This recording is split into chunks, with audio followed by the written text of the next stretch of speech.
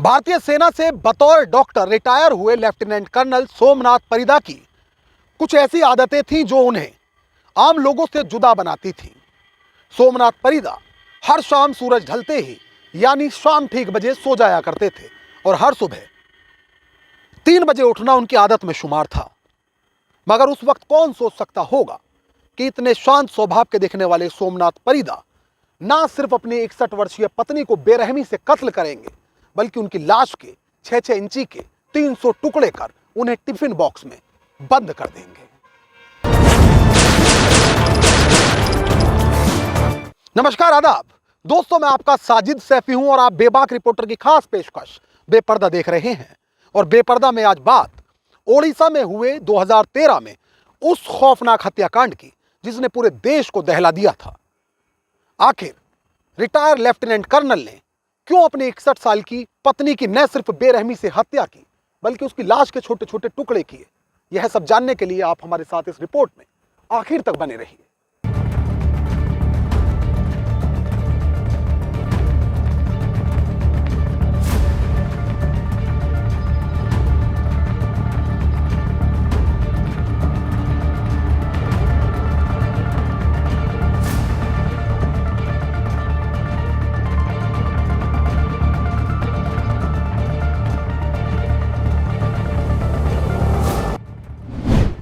तारीख 22 जून 2013, वक्त सुबह के करीब 10 बजे, स्थान ओडिशा के भुवनेश्वर की न्यायपल्ली कॉलोनी।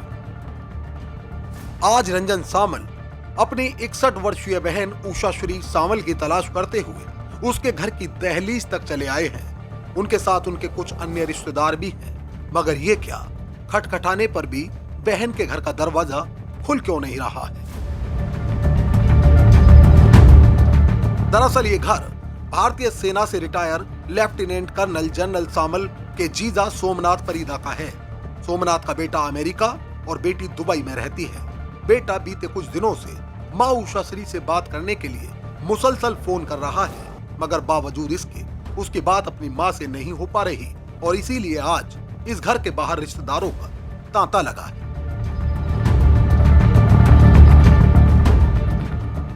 यहां जमा हर शख्स बस इतना ही जानना चाहता है कि उषाश्री कहां है, वो किस हाल में है, और हर दिल में बस एक ही आवाज कि आखिर उषाश्री के पति सोमनाथ कोई ऐसी जानकारी क्यों नहीं देते जिससे इन्हें तसल्ली मिले और इन सब की जान में जान आए।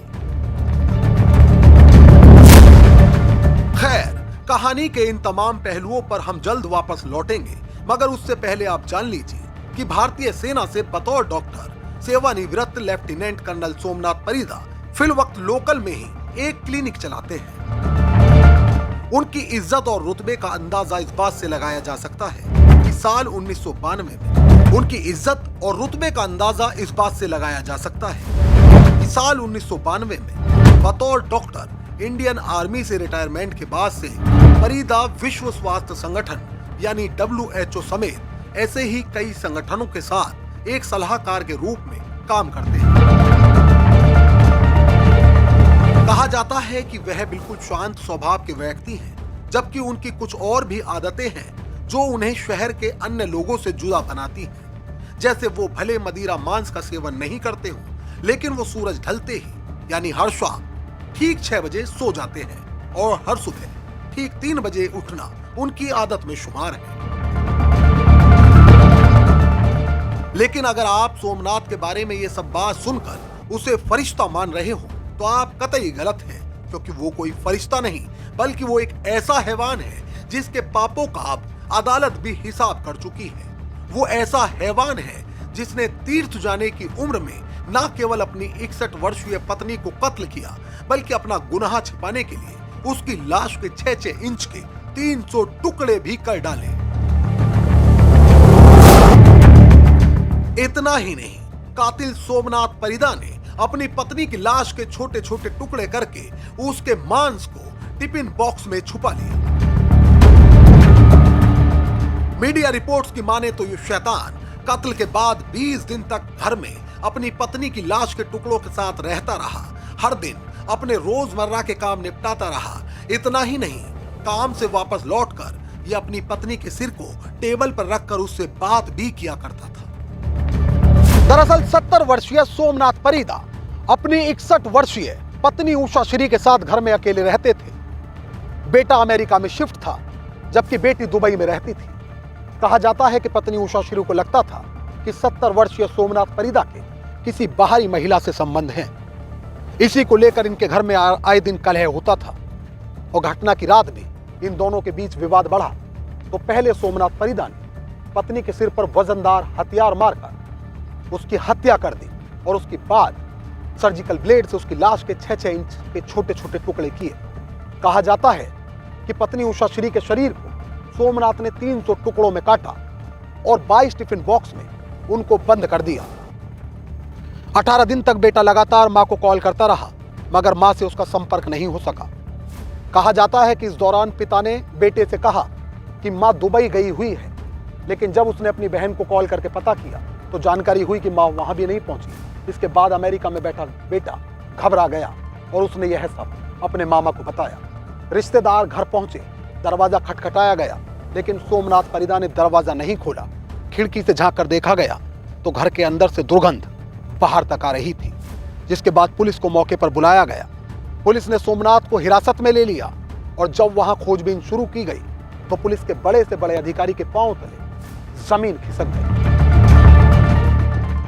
दरअसल जब मां उषा श्री से बात करने के लिए अमेरिका से बेटा लगातार कॉल कर रहा था तो उसे पिता द्वारा कोई संतोषजनक जवाब नहीं दिया गया, जबकि 18 दिन तक मां से एक भी बार बात न होने पर बेटा घबरा गया।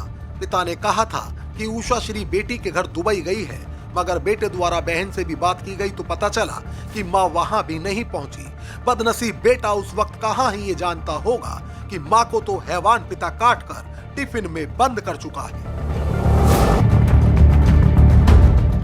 खैर, अमेरिका में बैठे बेटे ने अपने मामा को अपने घर भेजा। वहीं घर के अंदर से बाहर तक आ रही दुर्गंध के बाद रंजन ने पुलिस को मौके पर बुलाया। पुलिस ने सोमनाथ को हिरासत में ले लिया और घर के अंदर खोजबीन शुरू की गई।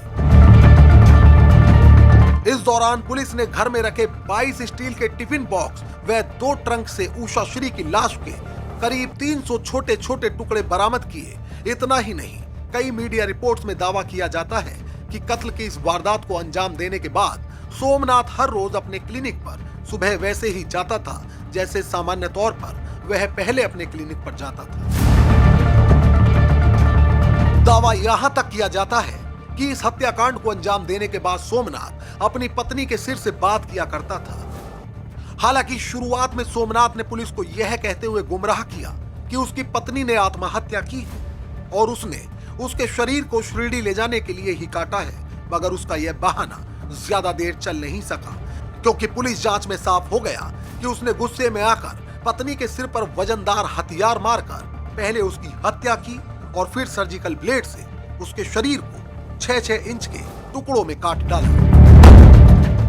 इतना ही नहीं, घर या पड़ोस में बदबू ना फैले इसलिए वह हर रोज घर को फिनाइल से धोता था। कहा जाता है कि मॉर्निंग वॉक जाने के दौरान सोमनाथ के किसी बाहरी महिला से संबंध बन गए थे, जिसको लेकर आए दिन उषा श्री और सोमनाथ के बीच झगड़ा होता था। माना जाता है कि इसी के चलते इस कत्ल की वारदात को अंजाम दिया गया था। हालांकि भुवनेश्वर की अदालत ने सोमनाथ को उसके गुनाह के लिए साल 2020 में 50,000 का जुर्माना लगाते हुए उसे आजीवन कारावास की सजा सुनाई। मोहित भाटी के साथ न्यूज डेस्क, बेबाक रिपोर्ट। तो दोस्तों, फिलवक्त मुझे दीजिए इजाजत, लेकिन यदि आप बेबाक रिपोर्टर पर बेपर्दा के और भी एपिसोड देखना चाहते हैं तो हमारे चैनल को तुरंत सब्सक्राइब करिए, बेल आइकॉन दबाइए। रिपोर्ट को लेकर आपकी क्या राय है वो हमें कमेंट करके बताइए। अगर आप चाहते हैं कि बेबाक रिपोर्टर पर बेपर्दा के एपिसोड का सिलसिला आगे भी जारी रहे तो हमें सपोर्ट करिए। हमारे वीडियो को ज्यादा से ज्यादा लाइक और शेयर करिए। एक नई कहानी के साथ हमारी आपसे फिर होगी मुलाकात और बेबाक रिपोर्टर पर फिर एक नया चेहरा होगा बेपर्दा। तब तक के लिए आदाब, नमस्कार, जय हिंद।